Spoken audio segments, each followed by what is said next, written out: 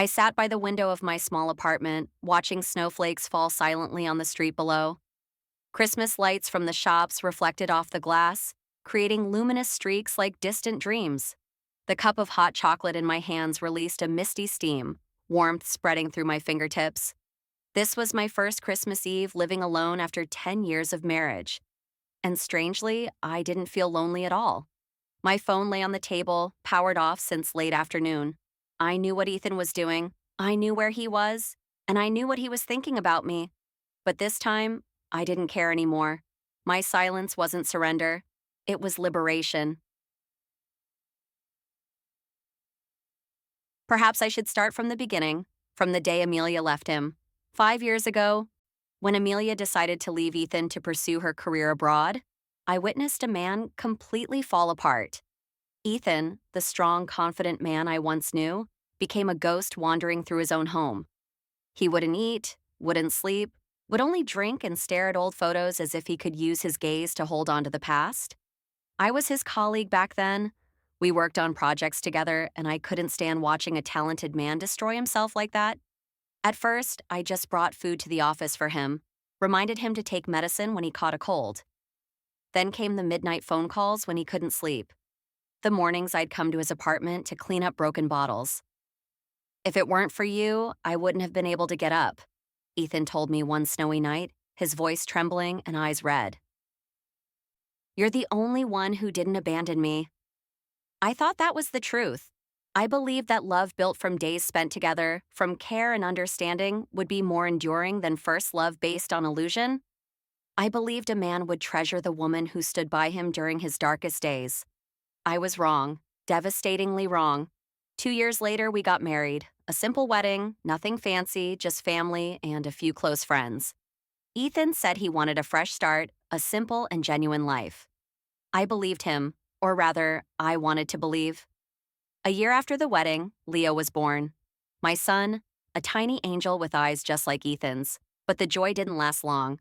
Leo was born with a weak immune system, frequently getting sick. Doctors gave us a long list of restrictions. No excessive sweets as they could cause throat inflammation. No going out in cold weather, no overexertion. I had to become the strict mother. Every time Leo cried for cake, I had to firmly refuse.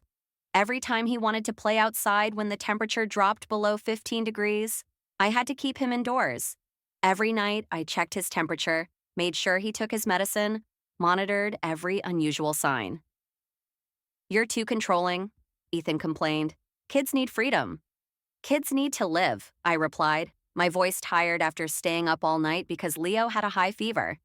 But in my husband's eyes, I had become the difficult woman who prohibited everything. And in my son's eyes, I was the evil mother who always said no. Then 3 months ago, Amelia came back.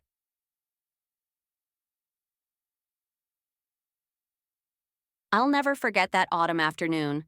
Ethan came home with an unusual look in his eyes, anxious, worried, and excited all at once. He said Amelia had contacted him, that she was back in the country and wanted to meet again. Just an old friend, he explained, but the way he avoided my eyes said everything. Amelia appeared like a fresh breeze, refreshing, gentle, perfect to the point of being unreal. She was tall and slender, with long, lustrous hair and a smile always playing on her lips. Her voice was as soft as honey, and the way she looked at Ethan, God, the way she looked at him as if he were the center of the universe. I was wrong to leave you, Amelia said during her first visit to our house, her eyes glistening with tears. I thought my career was everything, but now I realize what I've lost that mattered most. I stood there, in my own kitchen, feeling like an intruder in someone else's love story. From then on, Amelia began appearing frequently. She always found reasons, bringing gifts for Leo, checking on Ethan's health, or simply passing by and dropping in. And every time, she was frighteningly perfect. With Leo, Amelia was an angel. She brought the toys he craved. She let him eat cake. Just this once, don't tell Mom. She took him to the park and let him run freely. Kids need to have fun, no need to worry so much. I want Aunt Amelia to be my mom, Leo told me one evening, his eyes bright. She's so much better than you. You just tell me not to do this or that. Those words stabbed into my heart like knives, but I didn't blame him. How could a 6-year-old understand the difference between someone who loves him properly and someone who's buying his affection? How could he know that every time mom said no was because I was afraid he'd get sick, because of sleepless nights beside his hospital bed, because of the suffocating fear of losing him? Ethan grew more distant from me each day. He stopped hiding. Phone calls with Amelia lasting until late at night. Sudden business trips. Distant looks whenever he looked at me, as if he were comparing and I was always the loser. I owe her, Ethan said when I asked about him spending too much time with Amelia. She sacrificed so much when she left me. Now you can't ask me to turn my back on her. What about me? I asked, my voice trembling. I was there for you during your worst years. I took care of you, built this family with you. So what do you owe me? Ethan was silent. And in that silence, I had my answer. A month before that, I started looking for an apartment. I wasn't dramatic, didn't smash things, didn't scream. I simply realized I was living in a house where I no longer belonged. I was the extra person in a love story my husband had never let go of. What are you planning to do? Ethan asked when he saw me packing. I'm moving out, I answered, my voice strangely calm. You and Amelia can live the life you both want. Maybe Leo will be happier with a mother who doesn't prohibit him from doing things. You can't abandon our son, Ethan said, but his voice lacked real objection. I'm not abandoning him, I replied. I'm just teaching him a lesson that women also have the right to leave when they're no longer valued. I moved out on a drizzly afternoon. No grand farewell, no tears. Just the sound of suitcase wheels rolling on the tile floor and the door closing behind me.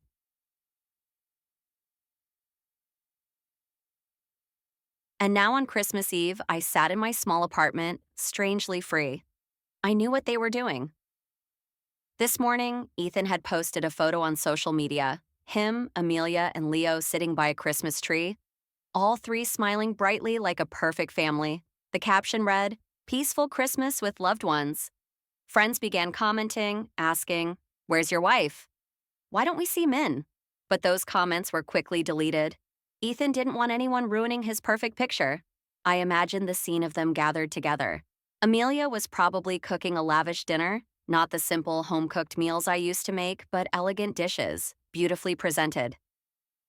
Leo was probably eating cake to his heart's content, no one stopping him. Ethan was probably looking at Amelia with loving eyes he hadn't given me in so long. She'll call soon to ruin Christmas Eve. Just watch, I imagined Ethan telling Amelia, his voice full of confidence. He was used to me being jealous, arguing, begging. He was used to me being weak. But his phone wouldn't ring tonight. I took a sip of hot chocolate, letting the sweetness spread through my mouth. Outside the window, the snow fell harder, blanketing the entire street. My small room was warm with yellow light, no magnificent Christmas tree, but it had the peace I'd been craving for so many years. I wasn't jealous, I wasn't angry, I was just tired. The kind of deep exhaustion that comes from loving someone who doesn't love you back. From trying to hold on to something that never truly belonged to you. The clock struck midnight. I imagined Ethan staring at his phone, waiting. 1 minute passed, 2 minutes, 5 minutes, 10 minutes. Silence. Are you sure she'll call? Amelia was probably asking, her voice slightly worried. She knew that as long as I reacted, was jealous, was in pain, she hadn't truly won yet. She always calls. Ethan must be answering, but his voice was starting to tremble. She can't stay silent. But I could. This time, I could. Because silence wasn't surrender. Silence was when I finally understood that some battles aren't worth fighting. Silence was when I realized that Ethan's love for Amelia had never truly ended, and I was just a temporary solution, a Band-Aid on a wound that never healed. I imagined Ethan beginning to truly worry. He was calling me, 1 call, 2 calls, 3 calls, but my phone had been off since late afternoon. I hadn't blocked his number, I just didn't want to hear it. I didn't want that sound invading this rare peace. Did Mom forget about me? Leo was probably asking, his once bright eyes now perhaps dimming.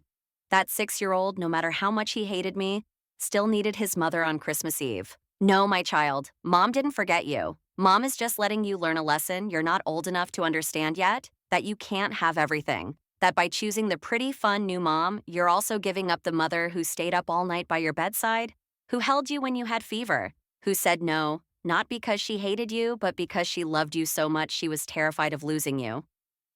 Someday, maybe Leo would understand. When he grew up and looked back, he'd see that true love wasn't cake and toys. True love was sleepless nights, difficult no's, patience during the worst times. But now, he didn't understand, and I couldn't force him to. I stood up, opened the refrigerator, and took out a yogurt. These yogurts reminded me of another story, another woman who had to face her family's ingratitude. But my story was different. I didn't argue, didn't fight, wasn't dramatic. I simply left. And in that leaving, I reclaimed the most precious thing, myself. I returned to the window, watching the snow still falling endlessly.